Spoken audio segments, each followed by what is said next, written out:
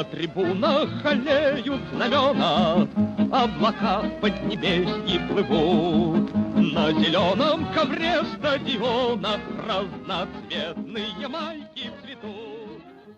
Hello and welcome back to the Russian Football News Podcast. After taking our own short international break last week, we're here reconvening to discuss all three of Russia's recent World Cup qualifying games, the first three of which under the new boss Valery Karpin. Then, ahead of the return of the RPL this weekend, and after the deadline day before yesterday, this week, we'll summarise the entire window as a whole. To discuss that, I'm joined by David Sanson and Richard Pike.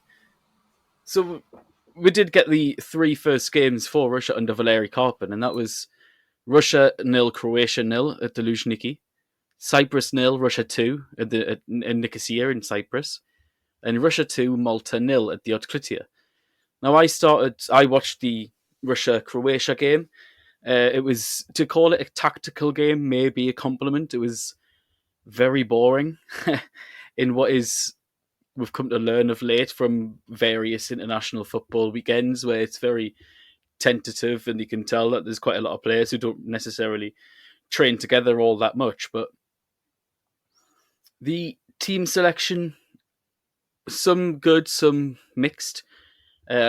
Zaharin made his full debut for Russia, in which he becomes the second youngest player to ever play for the Russian modern version of the national team. I think he's, the fourth youngest for the Soviet period, behind Akinfeev in both. Guillaume started in goal, in which was a little bit of a bizarre, for me anyway, choice. I think he's obviously aging now, still mistake prone, just as he was 10 years ago, even longer maybe, and to call up five goalkeepers and be undecided, only to then play Guillaume in all three games, which we'll get into probably later, the other two games, is a little bit of a bizarre decision. But considering the breadth of quality that Croatia have, even though they are themselves going through what lots of people like to sort of cliche call a transitional period of international football, obviously lots of older players retiring after relatively disappointing Euros and trying to bring through lots of younger players, very similar to Russia. I thought overall it was a solid performance from Karpin's men and a very, very good point at home. But before we do move on, David, any thoughts yourself on the Russia and Croatia game? I thought of all the, I saw all three games and I thought it was Russia's best performance of the three fixtures. In 80% of the pitch, the only thing they didn't really do was score, but they limited Croatia to mainly just pop shots, and played fairly well in general. He started without a striker in that game, as I recall. Played the first half with Ionov, Zaharin, and Miranchuk was predominantly the one who was playing as the false nine, although those three were sort of swapping around a fair bit. And then at half-time he brought the striker on. We were all thinking it'd be Smolov, but he brought on Zablotny, which, initially everyone's reaction was a bit dreary, but he actually had an effective half, I thought, Zablotny. I was defending him afterwards when people were criticising him. I thought he did everything he needed to. He was winning headers. He was getting Russia up the field. It was just chance creation in the final key moments where they were just slightly lacking. There was nothing really being put on. There was a couple of points, I remember, where the ball was out on the right flank and the cross should have come in because Zablotny was in there, but it just didn't. And that happened with That happened on a couple of occasions when really, it was when you've got him on the pitch, you should be trying to put him in the box. But I thought it was a good performance, and considering it was Karpin's first match, it was a wild choice to not play a striker, go false nine. I thought it was a decent start, and it gave me a bit of optimism for the rest of his tenure, at least. Whether that continued over the next two games, we'll get into. Yeah, certainly. And on Zaharin, I was actually... I've criticised Karpin in a few times for his comments in press conferences and interviews since he's got the job. I believe that very much so, that sometimes the boss of an international team is almost a propaganda position, if that makes sense to the listeners. It's very. I always get reminded, and I use this example quite often, of Chris Coleman's Wales side in 2016, where he built it around a solid psychological base. And I was annoyed by his initial comments that the players and teams and positions aren't good enough, because it's not like the RFU can go out and spend a lot of money to placate a disgruntled manager. That's not how it works in international football. It's up to him, and it's up to the RFU and those in power to change things. But to be fair to him, after the game, after the Malta game, actually it was, Karpin was asked about Zaharian, and he actually defended him, saying, like, I think the question was posed to him that he's inconsistent in his performances when you compare the Croatia to the Malta game, was it? And he started again, and he basically just said, like, are you looking for this sort of game to game stability in someone who's essentially a boy who's only just turned 18 playing his first games for Russia? And it shows that Karpin, to his credit, is actually very good at working with younger players and does have a track record at Rostov and Spartak, even though it wasn't the most highly successful spell, of bringing through a series of younger players. If I remember correctly, I think it was Karpin who gave Zuba his debut with Spartak. Anyone listening, if I'm incorrect on that, just let me know on Twitter at Rus Football News. But I'm very easy to criticise, so I can only have some due diligence and credit him for that comment regarding Zaharian, because it's very clear that he is one of the integral parts of the future of Russian football. But we did also travel to Cyprus. That was a 2-0 victory. Richard, you caught the Cyprus game. What did you think of the match in general? Yeah, I thought the Cyprus game, just quickly on the Croatia game, yeah, I agree. It was just a tactical stalemate, wasn't it? But, Russia, I thought, played quite well. They nullified Croatia. And, yeah, I agree with both of you. I think that was a good point at home. The crucial thing then was, of course, to back it up. And Russia went away to Cyprus and got a decent 2-0 win. I wouldn't say it was a spectacular performance from them. It was quite an efficient performance. They got the job done. At the end of the game, they were tallying up the shots, and Cyprus actually had double the amount of shots that Russia had. But again, like in the Croatia game, and even more so in this game, actually, a lot of Cyprus's shots were mainly speculative efforts from long range or shots on target that, Guilherme dealt with easily and comfortably. They were shots, a lot of them were pretty much straight at him. Didn't require a lot of movement or a spectacular save. It was mainly just routine goalkeeping saves. I was a little bit disappointed in that selection for that game in goal. I thought, okay, play Guillaume against Croatia, but then it would have been nice to see someone else get a chance in goal for the Cyprus game. Would have been nice to see perhaps maybe Dupin in goal, maybe Maximenko, but he stuck with Guillaume. I'm like you, I don't think he should be in the Spornaya squad. I'd rather go with a younger goalkeeper now personally, but it does look like Guillaume is going to be Karpin's number one, which we're going to have to accept, even if we don't agree with it. And yeah, it's almost one of them games, Cyprus away, where you just got to get the points. I think, Russia should beat Cyprus, and it's one of them games. If they win 5-0, 4-5-0, people will say, well, it's a game they should win easily. It's only Cyprus. If they only win 1-0, then they'll get criticised. So it's one of them games you just got to get out of the way and done. And they got the 2-0 win. Again, not the best performance in the world, but it's 3 points away from home in a qualifying group. And yeah, just one of those situations where it was job done, basically. I think Smolov got 2 assists in this game. So he's having a bit of a resurgence with his international career right now, which is good. So yeah, just a professional job done away from home, the Cyprus victory. Yeah, certainly. It was good to see Smolov play against Cyprus. I do worry somewhat that he may not have been first choice, obviously, after the Russia-Croatia game. And I think a large reason of why, even though, like you said, David, 80% of the pitch, they were excellent, that 20% not so much, they really missed that not necessarily target man, but a focal point up top. An experienced striker.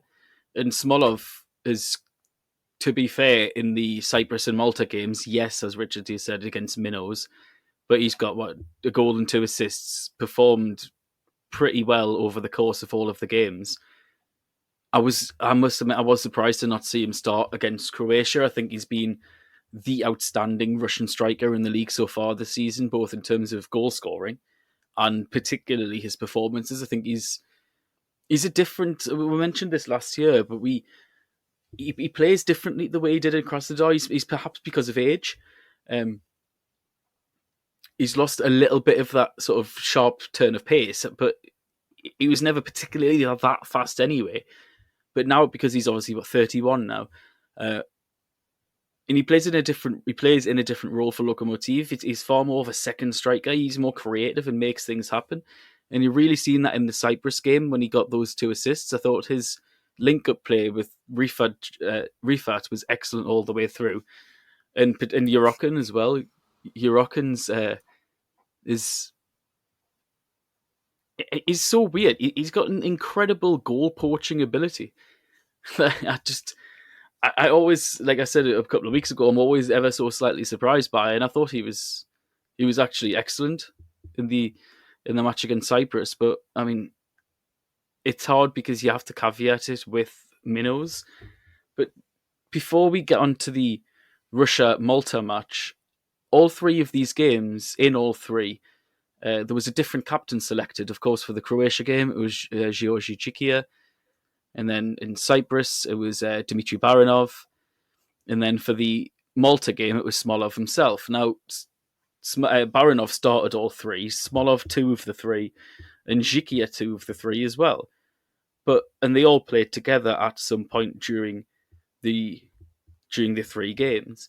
But before the Russia game, before the first match, Georgi Zhikia was quoted as saying that they have not selected a captain, but rather a team of captains, and that they will all take up a leadership role.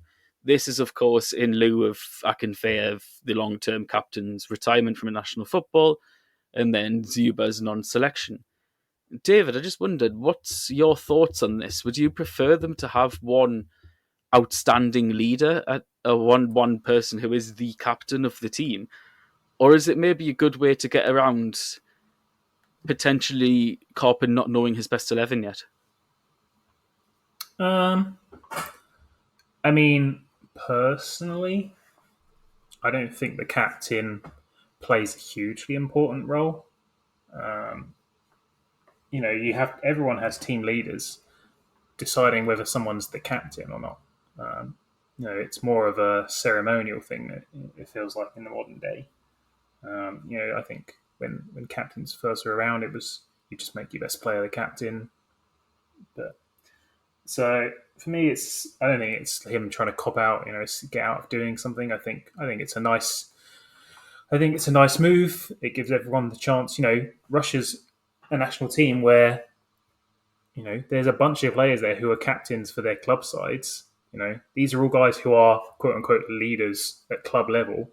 And then having to make them all not be captain for international duty and bow down to another, is a little bit odd. I quite like the rotation of the captain. So I think it's a nice idea. It's different. You don't see many clubs or countries doing it. I don't think ultimately it makes too much difference on the pitch, though. I think it's just modern football. It was a little bit of a storm in a teacup. It caused quite a furore among some of aspects of the, let's say, old guard of the Russian media during the course of the games, and that's why Zhikia addressed it. He was approached the question again, and I'm also not really that bothered by it. Lots of sides nowadays have what's called a leadership group. My own team, for example, Sunderland, we have a team captain, vice captain, and then 4 other players who are members of the leadership group, and they're well-respected, more experienced pros amongst quite a young team. And their job is to collectively be a link between the staff and the players. And I think having that link is more important than having one man who he is the captain. it's a very much an antiquated way of thinking, in my opinion. Obviously, if you've got someone like Igor Akinfeev, he is the de facto captain anyway. It's a no-brainer. But when you've got a little bit more of a mixed group of players from different parts of like different clubs, like you've got 3 or 4 Spartak players, 3 or 4 Loco, 3 or 4 Zenit, it's good to have more than one to help them mesh. There's the famous information about the England's golden generation in quotation marks, where a prodigiously talented group of players who just simply couldn't play together because of their own internal divisions. Perhaps they would have been better suited to have a leadership group rather than just one man who's captain. I don't think it matters anymore. I do think you, David. I think it was a little bit of a storm in a teacup that was created by some of the older guard. Richard, what's your thoughts just before we move on to the last game? Yeah, I just want to come in there and say I agree with both of you guys. I think like the captain's role now in international and even to an extent in club football is still important, but nowhere near as much as what it used to be. So yeah, I do agree with those comments. Maybe there's a couple of things you can hypothesize about what Karpin did with the 3 captains. Maybe he's auditioning it around, and maybe after a while he will decide on a permanent captain. Or maybe he's going to continue doing this rotation of the captain's armband for games. I personally think if you were going to give it permanently to somebody, I probably will give it to Georgi Zakir, just on the basis that Russia in this set of matches were quite resolute at the back, especially in the Cyprus and Croatia games. So when a captain from the back can see it all, see the pitch in front of him. So I'm okay with the idea of a centre half being captain, someone like Zakir or Diveev. But yeah, I do agree with you on the whole that I think people are making a storm out of a teacup out of it. It's not a huge deal, and if it keeps all the squad harmonious, and they all feel an equal sense of responsibility and share it, then that's not a bad thing. But yeah, there's a few hypotheses you can think of, but like I say, I think the reaction to it in some quarters has been a bit OTT. But I think if you are going to give it to someone, I'd probably prefer it Diveev or Zakir, because like I say, they can see the whole game out from the back. Yeah, certainly. I remember,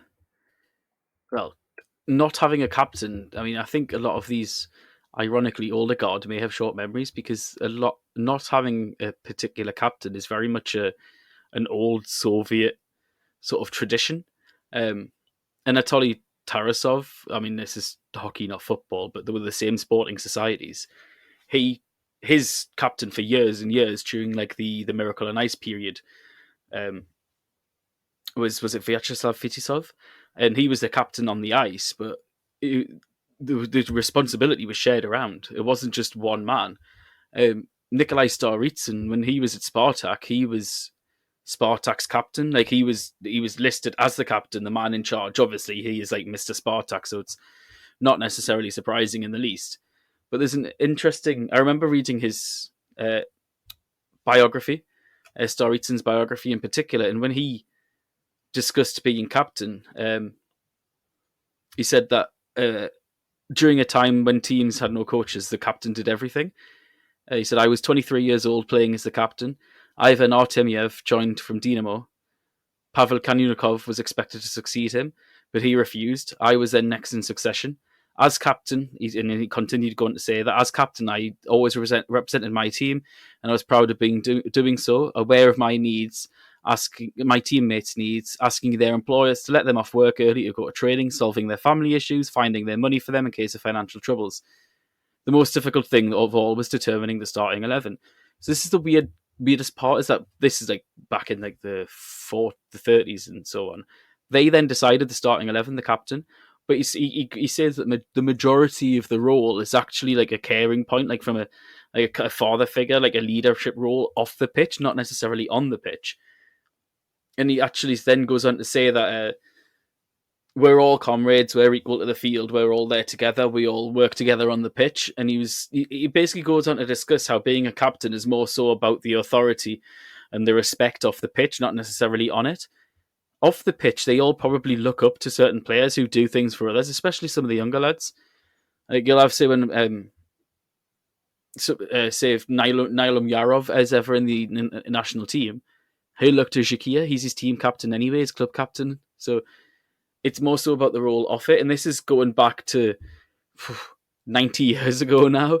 One of the most famous men in Soviet footballing history was a captain, didn't like the powers that he was then given. He believed that there should have been more equal.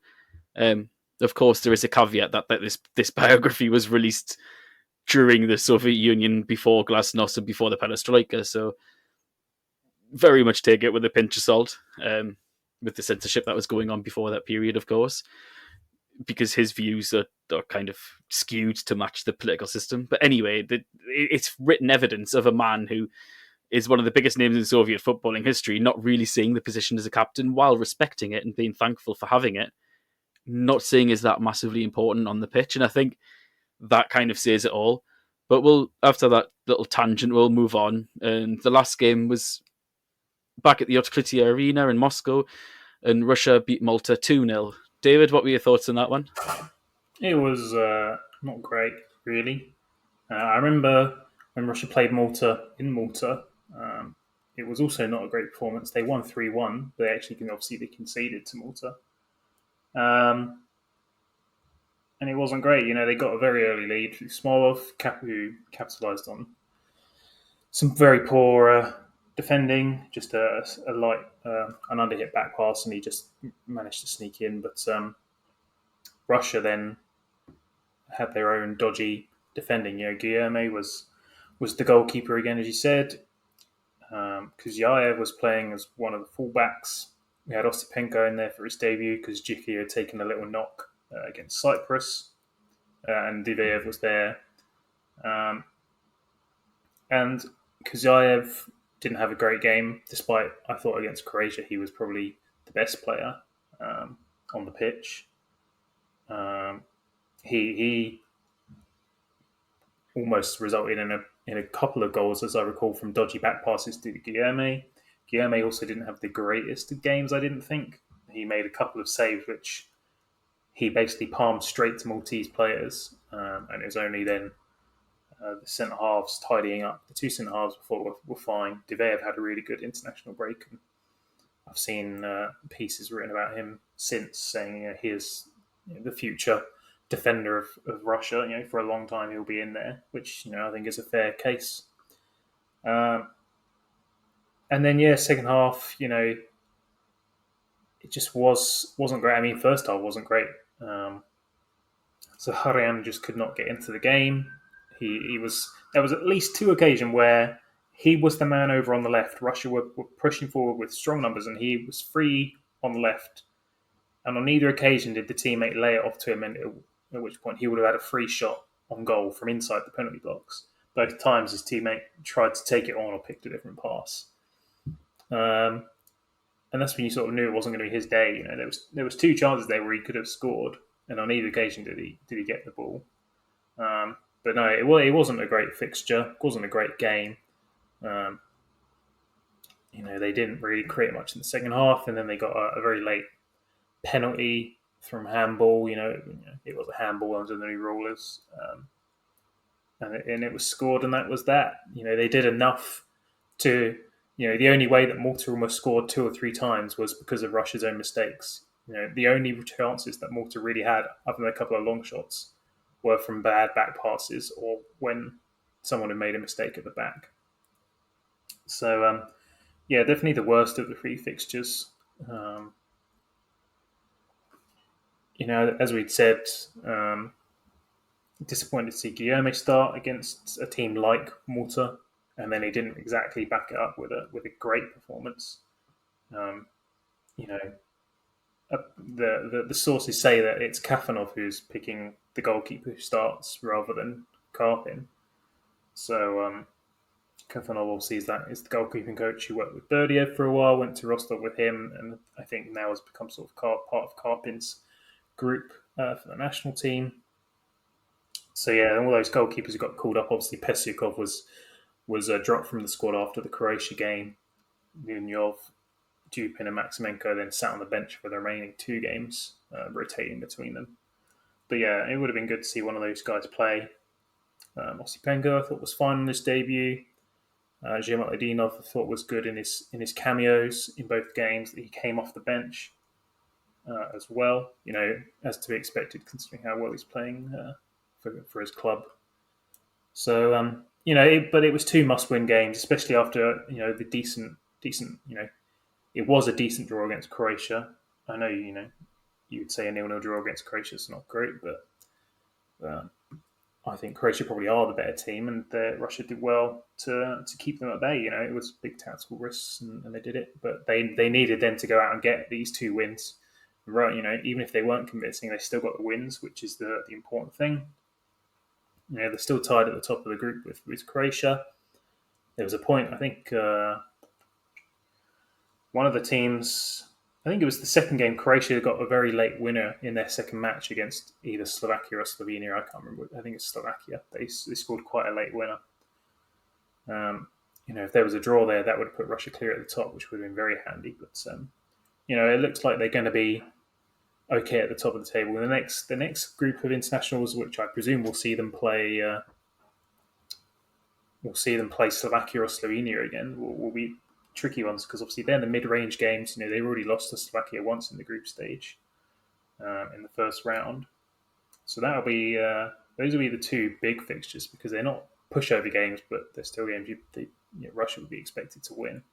So the next international break, if those are the fixtures, I haven't looked ahead to see which fixtures are in the next international break. Those will be the really important ones. But for this break, I'd sort of give the overall break a 7 out of 10. I think they started with an 8, stuck with a 7, and then the last game was like a 5 or a 6. But decent overall. Yeah, I agree. I was not enthused by the Malta game. I thought it was a little bit of a drab performance, personally. A little bit of quality kind of not rescued Russia, because that's unfair to say. They went there, they got the victory. That's all that matters at the end of the day. In the qualifier is the 3 points. But it was just quite insipid and uninspiring. Richard, any final thoughts on the Malta match before we do move on to the under-21s? Yeah, just very quickly on the international break as a whole. I think that mark from David's quite fair. Probably a 7 out of 10 you would have given it. I actually think the fixtures and just to come in there on the October international break, Russia will play Slovakia at home first, and then I think it's Slovenia away. So those are the next two games, and then in the final international break in November, it's Cyprus at home and Croatia away. Croatia away is the final game of the qualifying campaign. So I actually think the fixtures have fallen okay for Karpin, having taken charge of the national team.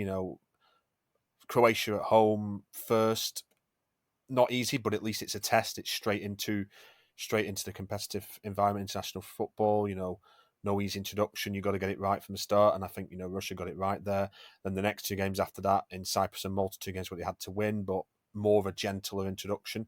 I think now that he's had 3 games with this team, the October break is where it starts stepping up a bit in intensity with, Slovakia at home and Slovenia away. So, but by then he should be a bit more familiar with things. And then the final test, the toughest test of all, will come away against Croatia at the Maximia Stadium in November. So I actually think the fixtures have fallen all right for Karpin in terms of order.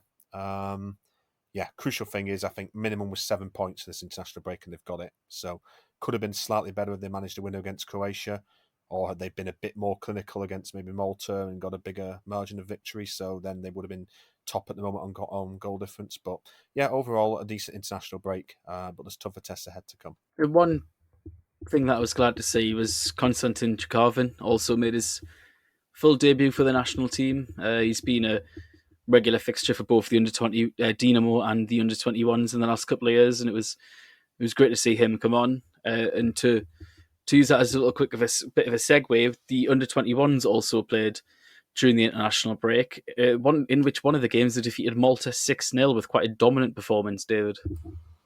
Yeah, it's quite a funny one actually. They played Malta in Moscow, or in Khimki, on the same night that the senior team were also playing Malta in Moscow. So I presume the Maltese cut costs and flew out together for that one. They played 2 fixtures, the under-21s. I think we discussed the squad maybe last time out, because it was announced quite a while ago, and obviously there was a few players who got in there with some good form. They went out against Spain in the first fixture away. He lined up with like a 5-3-2, and you had Karapuzov playing up front with Agalarov. Russia actually took the lead in that one, and it was a defensive error, which one of the Spain defenders fizzed the back pass to his keeper, and the keeper didn't control it very well. And someone nipped in, and Agalarov eventually tapped it in for a 1-0 lead. But the Spanish team, which I was looking through the lineup, and I didn't know too many of the names. So I was thinking, how strong a team is this? I was looking at some of the clubs they were playing for. I didn't see if they were on loan from bigger teams, but a lot of them were playing for smaller, lower league Liga teams or second division teams. So I was thinking on paper it's not a strong under-21 squad, but they were, they played as Spain. You would expect Spain to play. I think Russia had about 20 mid-20s possession overall. Spain really dominated the proceedings. But it was the early second half. I think they went in. Yeah, they went in at 1-1 at half time. But early second half, Spain scored a pot shot very quickly in the second half, which took a big deflection off one of the defenders. I think it was Khotuliev in defence. It took a big flick of his foot, and wrong-footed Budachov in goal, and they scored again very quickly after that. And then that was game over. Russia then had the bit of the ball, but couldn't really create much. Agalarov, the keeper, actually made a couple of very good saves to stop Agalarov scoring again. And then it was Yeremy Pino actually from Villarreal was very good against Russia in that game. I think he got 2 goals and maybe 2 assists. He was really good. And then they came back and played Malta, lined up with a 4-3-3 in this one, and it was good to see. So the player who I was interested to see in both fixtures was Edgar Savicyan, who plays out for Levante. Because he went out and moved to Levante when he was really young. Sort of none of us at RFN I'd certainly never seen him before. I don't imagine any of us had, because he'd never played any senior football in Russia, and he's been in Spain for a few years now.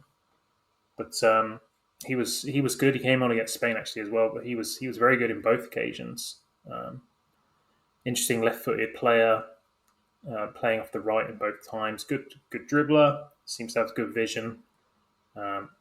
And he got an assist in the second game against Malta, which, as you said, they won 6-0. It was very, very dominant, as you might expect. I think they had at least 80% possession, and they had 30 shots plus. Agalarov got 2 goals and an assist. Daniel Klusevic from Arsenal 2 got a couple of goals. He's started the season well for his club as well. And then Kirill Bozhinov and Kirill Kravtsov from Zenit also scored. So it was good. The squad, when you look at it, like the lineup, the midfield against Malta was Umyarov, Prutsev, and Maridishvili, which is, that's 3 very good midfielders right in there. And yeah, it was a good international break. They did get battered by Spain. I think it all just fell apart when they conceded that second goal. But a good break. Obviously, players missing. Silyanov, you'd expect. He dropped out because of injury, as did Chernikov from Krasnodar, and Krivtsov from Krasnodar also missed the squad. But Agalarov was the highlight, really. He's now got 8 goals and 2 assists in 8 appearances this season for club and country. So he's really on a hot streak, and I'll probably be looking to get him in my fantasy team this week, depending on the fixtures, because he's on form, and he's carried it on for his country as well. A lot of these guys, because it's the new generation, these are all guys who are only making some of their first appearances at this level, and they're missing out on guys like Zakarian and Tukavin. Tukavin, both of those two only made their debut for the under-21s in March, and they're already in the senior squad. And Maxim Mukin bypassed the under-21s altogether. He never played for the under-21s at all. But those 3 are all eligible and still could play in the team if they wanted. Long term, when they're missing Pavel Maslov as well, he's eligible for the under-21s. But obviously, we know he's out injured for a good few months now, right? So he'll undoubtedly come in, because they are lacking a bit of depth at the back. You've got Kamayev and Kutitsky as the backup centre-halves who don't have a lot of experience. But Prokin and Litvinov are 2 very good centre-halves, and Khotuliev was decent, I thought, against Spain as well. But bring Maslow back in there, and granted he was at fault in the under-21 Euros back in March, gave away a couple of penalties, but he's still a good defender and will add to the depth there, which is needed. But yeah, solid, and it's going to be nice to watch this group carry on, obviously, in the future. It's an interesting composition of who a lot of these players play for. If you take the Malta game, for example, I think it was you, David, even on the RFN, tweeted out that it was 2 Arsenal players, 2 Spartak, and then a various cluster from Baltica, Sochi, Himki, Ufa, Levante in Spain, Loco, and Krilia. Should we be worried that there's not a large amount of representation from the bigger clubs, such as, there's not a single Zenit player on that entire side? Granted, Prokin is a Zenit Academy player. Yeah, the listing of the clubs there is also who they're currently playing for. So obviously, Prokin is a Rostov player, but he's on loan at Sochi. Stepanov's a Rubin player, but he's on loan at Arsenal. Things like that. Zenit had a couple of players in the squad, Kravtsov and Khotuyev. Kravtsov got at least 50, 60 minutes in one of the earlier games in the season for the senior team when Ozdoev went off injured. So they're both constantly on the bench for the senior team, but we know Zenit historically aren't great with giving their young players chances. So that is no huge surprise. The Russian under-21s in the last few years, we've seen them be picking players who are playing senior football rather than youth football. So a lot of these guys, there's 2 Kuban players there who are both on loan, Klimov and Komaev. Stepanov's on loan at Arsenal. Ignatov's on the edge of the Spartak team. Who else is on loan? Perutsev is on loan at Krilia. There's various other loanees there who are all players who have come from, the bigger academies. But it seems at the moment that maybe it's the Dynamo sort of system, which is the one that's bearing the most fruits. Obviously, we've had Tukavin and Zakharian. In this squad, they had Kutitsky and Budachev, and below that, they've got Gladyshev as well coming through for the under-18s, who has been in the senior squad quite a few times this season. So, yeah, it's an interesting mix. And actually, when you think about it, I started thinking about it, and then I thought, well, who's in the England under-21 squad? And I didn't look, but I had a quick think, and I thought, well, a lot of these guys, like Mark Gay, I don't know how to say his surname, but he's the guy who just joined Palace, right? He's the captain, and I thought, well, if he's the captain, and I'm thinking of all these other young English players like Conor Gallagher and things like that, I'm thinking, well, a lot of these guys don't play for the big teams, so maybe this isn't too out of the ordinary. Like the Spain under-21 squad didn't have many players from the big teams. But do we want our players, if we've got young players playing for the big teams, would they be under 21 level? The only one arguably who's playing regularly for a big team in this squad is Umyarov. And even he's not full regular. Maradishvili, Umyarov are sort of the 2 leaders from the big teams who are in this under 21 squad.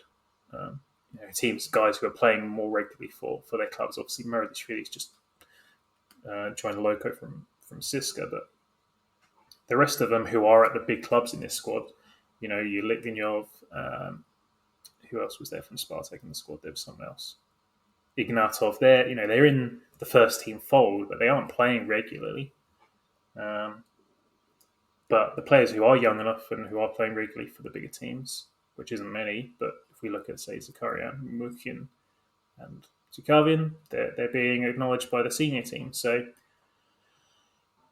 is that something we want? I think yes. When you look at England calling up a lot of younger players, Bellingham and Greenwood going straight into the senior team there, for example, when they're all, Saka as well, I think all 3 of those would be eligible for our under-21s, but they're all going to the senior team. So I think if they're ready, fine, stick them in the seniors. The under-21s is more of a proving ground for these guys to see if they're going to be ready.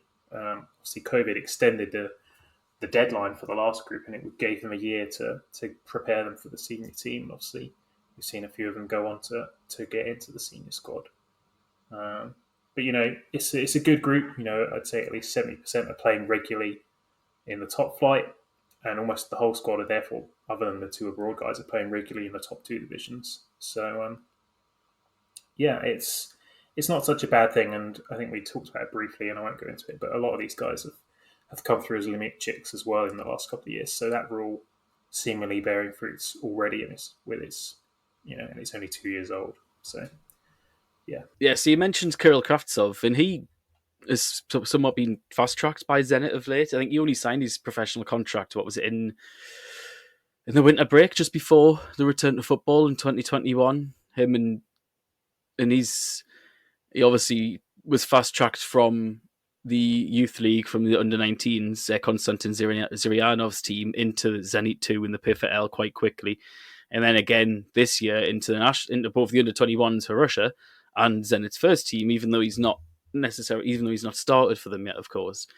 But hopefully he's going to be highly rated, because there's been quite a lot of youngsters who have been given a chance at Zenit of late. I mean, and are no longer there anymore.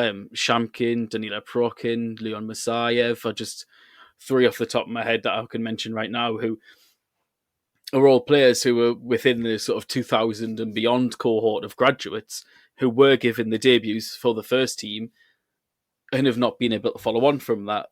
Whether that's an issue with Zenit's academy in general, I'm not quite sure. More so, I would say, is what you said, is there's not a pathway to the first team for a lot of these players. Yeah. I mean, it's mad, really. Like, Zenit's bench this season has been 70% young players. You've Kotulyev and Kravtsov, as you said, both in the under-21 squad. And then Odoyevsky's regularly on the bench with Kuznetsov, and they both are in the under-18 squad. Zenit's depth is sort of either the squad depth's not there and we're not realising it, or they are just starting to include more young players on the bench. I think the Youth Football League, the YFL, is where Kuznetsov had his breakthrough, and during pre-season they used Belokhanov as well, who he was in the YFL 2 and scored an outrageous amount of goals, and he was used for the senior team in pre-season a bit, and is now with the Zenit 2 this season in the PFL, or the FNL 2 as it's now called. So the YFL's it's really starting to also bear fruits. I saw a tweet or an Instagram post the other day with a list of YFL players who are already in the Premier League, and it's a big list of obviously the big two are Zakharyan and Tukavin. Both those guys had their breakthrough in the YFL in its first season. Sukhomlinov from Rostov, similarly, playing semi-regularly for Rostov this season, was from the YFL. Budachov from Dinamo. I mean, a lot of the guys at Dinamo, Gladyshev as well. So the YFL, Russia's, or the RFEU's changes to the youth football system in Russia with the limit rule and the introduction to the YFL, which, the YFL did semi-exist already, but it's been made into a more regulated and competitive league and taken more seriously. And the emergence of guys like Tukavin and Zakharian are only going to encourage other clubs to look at their own youth systems. Rostov, for example, Melchian from Rostov started for the club. He's the youngest player to start in the league this season. He's 17 years old still. Played 90 minutes at centre-half for Rostov. The last game before the international break. Langovic also played a couple of fixtures off the bench for them this season. Those guys are both from the YFL too. So it is a trend that we're seeing already, a little bit of clubs seeing Zakharians and Tukavins and thinking, well, who have we got? Who can we use from our youth team? Not all of these clubs have a team in the YFL. The YFL's built up a lot of academies. Sukhomlinov actually was from the Saturn Academy, not Rostov, but signed with Rostov afterwards. So it's being taken more seriously, and I think the cases of, as I say, Zakharian will only encourage more clubs to look that direction, and it's a trend that can only improve Russian football in the long term, I think. Yeah, without a doubt. We've been RFN in general for years calling for an increased use and better support of the academy system within the country, because the old society system that the Soviets had was never really replaced. It was just kind of renamed. And the academies never shot up until the last 10 years. It was like a deluge for 20 years where there was just no real proper academy football created in the country. It was all the two sides, and they'd rather keep it within their own society rather than actually go out and outwardly scout and look for an academy. So yeah, I agree. It can only be good for both the short and long term in the nation of for both domestic and international football. But if we do move on now to the last topic of the day, and it's going to be a brief transfer window summary of recent events and an overall recap. So to start, I'll quickly mention that financially, it's been quite a hit this summer window, despite what we'll get into a higher increased income from recent years and more players moving to the elite, in quotation mark, leagues in Europe, especially with, was it 3 in the end, moving to the RPL directly. Despite that, only CSKA, Akhmat and Rostov have actually made a profit during the summer.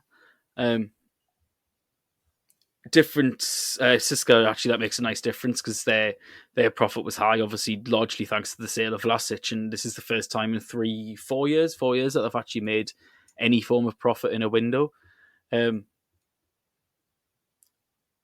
Loco and obviously the highest spenders, they've lost 26 million euros during the course of the window as well. Some of the most expensive arrivals were, of course, John Cordoba to Krasnodar, Claudinho to Zenit, and Denis Makarov to Dinamo. There's actually 3 Russians in the top 10 of the most expensive arrivals, including Makarov, Konstantin Maradashvili, and Tikhnisian. So I must admit, a little bit surprised that those 3 are in there, and I think it does owe largely to the overinflation of Russian players' prices due to the foreign limit. But anyway, David, would you like to give a quick summary of the deadline days, the various European and Russian deadline day, and some of the latest moves in the market? Yep, absolutely. So, with the window closing in the UK earlier than it did, well, I say UK, in Europe earlier it did in Russia. We saw, if we go slightly further back, we saw Matteo Cassiera join Sochi from Belenenses in Portugal. Rubin spent another 7 million on Anders Dreyer from Midtjylland. We finally saw Matthias Norman get his move. RFN had that one covered for at least a month before, and he got his loan move to Norwich with the option to buy. Good move for him, and a nice recognition of the RPL having some good players. CSKA ditched Adolfo Gaich again. He's gone off to Huesca in the Spanish second tier. As deadline day then came in, we saw 2 big outgoings, both to West Ham. Nikola Vlasic, which had long been rumoured that he was going to go. It was obviously only late on that West Ham were the team that emerged. That's, I think, 30 million euros plus up to 6 million in bonuses, so big old fee. And then Alex Corral went on loan to West Ham with the obligation to buy if he plays a certain amount of minutes, that amount not being known. So that was the big deadline day moves on the outgoings. Loco did some business on the last couple of days, bringing in players. They brought in Giordano Kirk from Utrecht, and we finally got Tino Anjorin joining on loan from Chelsea with the option to buy from January onwards for a hefty 17 million fee. And obviously, since we've seen that they've unretired Dmitry Loskov's number 10 and giving it to him, so no pressure on Tino, but another Englishman in the RPL, the first one since David Bentley. Then obviously the European window closed. It was all just what players would Russian clubs pick up, and we didn't see anything too big, too fancy. The last big one was Maradashvili, as you said, who swapped CSKA for Loco. They've essentially done a swap. They've essentially swapped Mukin for Maradashvili. I don't know really who's the team who's come better off. I personally prefer Maradashvili at least. And then the last big-ish moves were Mirzov going on loan from Spartak to Khimki, where I'm sure he'll again do well, and then Spartak will give him another go at the start of next season. Senin Sebai went off to Akhmat from Khimki. And then the more surprising last minute move was Shapi. He signed a new deal with Krasnodar and then went on loan to Giresunspor in Turkey, who are currently bottom of the league with 0 points after 3 games. So nice to see him go abroad. Obviously, we're always backing Russian players to go abroad. Turkey not necessarily the best league. And I think for a player like Shapi, who thrives off chance creation, high volume of chance creation, typically, a team that's bottom of the league after 3 games, not the best idea. But then I thought back and remembered the game against Porto where he scored 2 goals out of nothing. And I was like, okay, let's give him the benefit. He's obviously happy to go and get some football. He needs the football. He wasn't getting regular games for Krasnodar. So that was the last move to go through was Shapi going off to Turkey on loan. So that was sort of a summary of the last couple of weeks, I suppose. I'm gonna potentially sound a little bit gammony here. Maybe not gammony, but angry or like weird. Like, is it just me, or is unretiring a number one of the most bizarre things you'll ever hear? I know obviously Loskov is one of the assistants at Loco, and it was like a gift. It was him saying, here's my number, you're worth it. It's a gift from me to you. I'm retiring it myself. Like, it wasn't like disrespect to Loskov in any way. Loskov himself wanted this to happen. He directly asked for it to happen. But is it just a bit odd that they've retired a number for a player who's not dead and then unretired the number in general? If anyone's ever heard of any team in any sport unretiring a number, get in touch again on Twitter, because I've never seen that before anywhere. I don't know about unretiring. I mean, retiring a number for a club legend, I know there are some teams that have done it. My more gammony stance would be when Birmingham retired the number for Jude Bellingham. If we're going to go down that term. But, I don't mind clubs retiring a number for for a star player. It's a lot of pressure. If we just talk about the number 14 for Arsenal, I've always thought that was huge pressure on anyone who would come in and wear that. Theo Walcott originally and Aubameyang now after Thierry Henry. It's just not the same. But I think it is a bit of pressure, but maybe it was part of the deal to convince Andrew to come over. So okay, we'll give you the number 10. Show you how much we mean to you. You mean to us.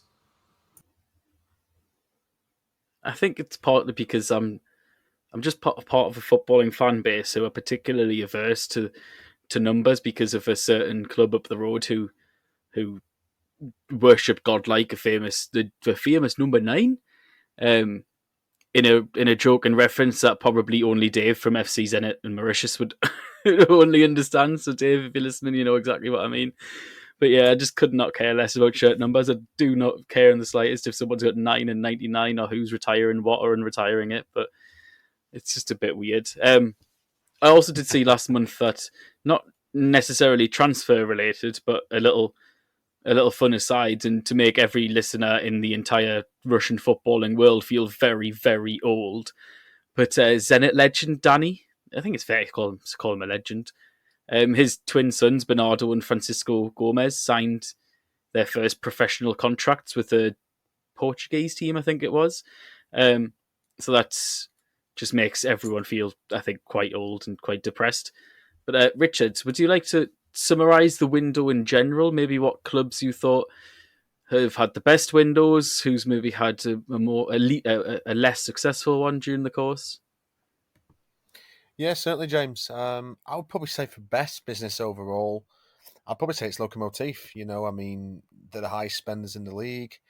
I guess a big spending window like that is a double-edged sword in a way. It's a good thing that Ranić's project in AGD Arena is being backed. However, it's definitely going to increase the pressure on Marko Nikolic now. They probably have to do a title challenge this season right to the end with the amount of money that they've spent. Obviously, some of the players that have come in, have a high reputation. Girano Kirk comes in from the Netherlands, from Utrecht. I think he got to double figures for goals in 1920. I think it was 10 goals and 8 assists in 24 games, which is a good record for, normally a upper mid-table Eredivisie club. He comes with a high reputation. And you've got Tin Yedvai, the two guys they got from CSKA, Tiknisian and Maradashvili. As we've just mentioned, Tino Anjorin there. I was reading that Athletic article about his move to Lokomotiv on loan from Chelsea and how much persuasion they did to get him. A Zoom call with Ranić, I think I recall reading about, which obviously shows this guy must be very highly rated at Chelsea. So it's going to be really intriguing to see how he gets on. Big spending, and it comes with a lot of expectation. But Lokomotiv do have a very good squad now with depth. I'd also say Sochi have had a good window. I've been impressed with both Rodrigao and Mateo Barac. So special shout out to them. Impressed with Rodrigao and Mateo Barac at the back. I think they've both been good signings. Both free transfers from Gilles Vicente and Rapid Vienna. I think Angban will become quite a good signing for them too when he gets into the team and plays frequently. He's recently been played a bit more frequently. Obviously, needed a bit of settling time, but I'm looking forward to seeing what he can do. I'm beginning to wonder whether Mateo Cassiera is the striker that they needed in the Conference League qualification rounds. Because we've criticised Juganzic up front, so hopefully this is a striker now which can convert more of those chances, link up better with the attacking midfield and the playmaking options like Noboa. Hopefully he's the striker now who can really take Sochi on, because they could once again be up there this season if Cassiera proves to be the striker that they've been missing. I think he got double figures last season in the Portuguese Liga Primeira for Belenenses. So I think they're mid-table side, lower mid-table. So that's a decent record for a modest-sized club like that. Dinamo and Rubin are good windows too. Obviously, Rubin have kept all the Kvicha. They've got two wingers in Andrea and Haksabanovic. Dinamo, Fabian Balbuena on a free is a good piece of business. Laxalt has been good so far at left back. They've got Makarov. They've spent quite a bit of money on him. So there's three good windows there. I would say in terms of losers, the obvious candidate really is Spartak. I think Alex Kral's loss is a huge blow because they were quoted up on the foreign limit. They haven't really been able to bring in anybody. Obviously, they did bring in they brought in Maximiliano Coffret from Sint-Truiden in the Belgian league. It's going to be interesting to see where they use him now, because obviously they've still got Samuel Gigot, and we all thought Tony Gigot is his brother. Samuel Gigot. We all thought that he was going to leave. We all thought Gigot was going to go and Coffret was going to be his replacement, but it might be a case now that Spartak go to a back three with Coffret as a right-sided centre back. Maybe try and go back to the formation they used last season with Jorrit Hendricks and Zoblin in midfield too, and then you have Promes and Larson behind Ponce or Sobolev with Ayrton and Moses as wing backs. So it'll be fascinating to see how Coffret's signing changes Spartak's tactics, formation. Obviously, it's been a very difficult start for them under Rui Vitória, a coach under pressure, team under pressure. So we'll have to see how Coffret does. I'd say Ural have not had a great window either. Not a huge amount of business. Not really very many players, recognisable players of quality that have come through the door. They're already struggling. They're already on their second manager. They've brought in Igor Shalimov to replace Yuri Matveev, and it looked pretty grim against Dinamo. They look terrible under Shalimov. So I think they're going to struggle this season too.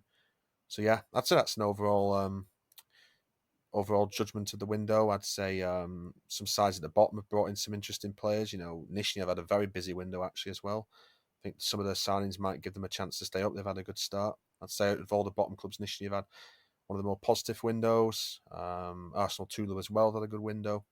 So yeah, I'd say that's a quick summary of it. So probably the winners, probably Lokomotiv and Sochi. The losers, probably Spartak and Ural. I think Spartak will probably always be losers, just in general. David, any last words yourself? I mean, I can't help but selfishly just think about Rubin. We managed to keep Kvaratskhelia. The club came out and said that in the end they actually had no official offers for him. There was lots of agent talk and lots of clubs, come in and maybe inquired, but there was no official offers ever. So obviously he stayed. They've done well. They've got a nice attack. They brought in German and Onucha on loan to back up Despotovic, so we don't have to carry on playing Kostyukov or even Ignatiev up front. when Despotovic is out injured, although him and Kvaratskhelia are both back fit. We really struggled without them both. In order to skim through the foreigner limits, they ditched Darko Jevtic, they ditched Silvio Begic, Mitsuki Saito. There's only 2 senior centre-backs in the whole squad now, which is Uremovic and Talbi, because Begic, Gritsenko, Starfelt all went. So I think I was surprised that they loaned out Gritsenko last minute to Kuban. Maybe he was the player. He wanted to play football because he's just a backup for Rubin, but he was a Russian centre-half who can play at senior level in the RPL. And we now don't have a backup centre-half. So I found that an odd move. I think they've done well. It's a very threatening attack. Dreyer, Haksabanovic, Kvaratskhelia, Despot. But at the back, once you... all it takes is Uremovic or Talbi to get an injury, and then it's looking a bit thin unless they're planning to maybe use Abul Gore in there as a centre-half. I don't know. But that's just my Rubin thoughts. Yeah, I'm a little bit surprised that Rubin didn't have a single offer for Kvicha. Obviously, the hype that transpired during the international break at that time perhaps didn't translate into anything but that. To be honest, a lot of the rumour that you would hear, like in the rumour mill in general, it kind of emanated quite a lot from Georgia and Georgian journalists, and sometimes that's one of 2 cases. It's either they do have a genuine source, probably in close to Kvicha's agent, or it's on the other side of them trying to push something more than it's actually going to happen in lieu with the agent. And it did very much seem far more the latter. Everything came from the Georgian end. It was far more from the Georgian end than it was actually from the Russian end, which is very, very rare considering just how much a lot of the tabloid sporting press in Russia love sensationalism. So I was a little bit skeptical about a lot of the Kvicha rumours throughout the window, but good for Rubin that he's managed to stay for now. Good for us because we get to watch at least another potential season of him playing football. But I think it would have been good for the league for him to make a move now. Maybe not him. It could potentially have been a little bit too early. It depends upon, of course, the hypothetical club that he would have went to. But it's been overall a good window for Russian exports. Obviously, like you said, Richard, Spartak are weaker without Kral, without a shadow of a doubt. But with Kral and Vlasic and Matthias Norman all making moves to the Premier League, Tino and Yorin coming in from Chelsea, both of them prove that the RPL, to an extent, at least in terms of the transfer window, is a more attractive league. It's not just, hopefully we can try and fight off that opinion of 10, 15 years ago that a lot of people had away from Russia, that they were only there for the money. That's not true. Hopefully the other European clubs can see it as a genuine destination for their own player development, and also a good scouting option, like what very much a lot of the RPL clubs really do see the Allsvenskan in Sweden and other Scandinavian leagues. That can also only develop better. And I think for the longer term development of the league, hopefully the reputation's getting towards a better place than it was, say, 5 to 10 years ago, where it was very much in the doldrums for quite a while. And with that, we have reached the end of this week's episode. It is a little bit of a quieter weekend in terms of the RPL. The biggest game is arguably the rivalry down south between Rostov and Krasnodar, and I think that's the last game of the weekend as well. As a little aside, we'll finish off by just quickly recapping the European draw. In the Champions League, you've got Zenit who paired up with Chelsea, Juve and Malmo. And then in the Europa League, Loco up against Marseille, Lazio and Galatasaray, with the crazy group of absolute nutter ultras, and then Loco, which is basically families and Ilya Sokolov in the press box. And then the Europa League is Spartak with 2 of the favourites of the entire competition, Napoli and Leicester, and Legia Warsaw. Of course, Legia Warsaw, very good friends of Partizan Belgrade, and because of the troubles that went on 15 years ago between Spartak and Legia fans. It was Legia, and because of Spartak's relationship with Lech Poznan, there's been troubles between Spartak and Legia fans before, so look out for some potential chaos off the pitch on that one, hopefully not. And speaking of Zenit, they're actually going to be without Malcolm and Claudinho, who were suspended by FIFA, basically because they were recalled by Zenit because they didn't want them to have to undergo a mandatory quarantine from their international fixtures. And thus, FIFA have decided to suspend them from a couple of Zenit's games, and that includes their game next midweek away to Chelsea in the Champions League in the opening group game of the group stages. So couldn't have been at worse timing for Zenit, considering they've got that Champions League game, but arguably away to Chelsea's a little bit of a no hope anyway, so maybe you'd rather have them for the two Malmo games and miss the Chelsea at Stamford Bridge because you can't imagine Zenit getting anything out of it anyway. But in my opinion, it is a quite ridiculous ruling. What if Zenit had said they were injured and just didn't even send them there in the first place? Like how many clubs do every year?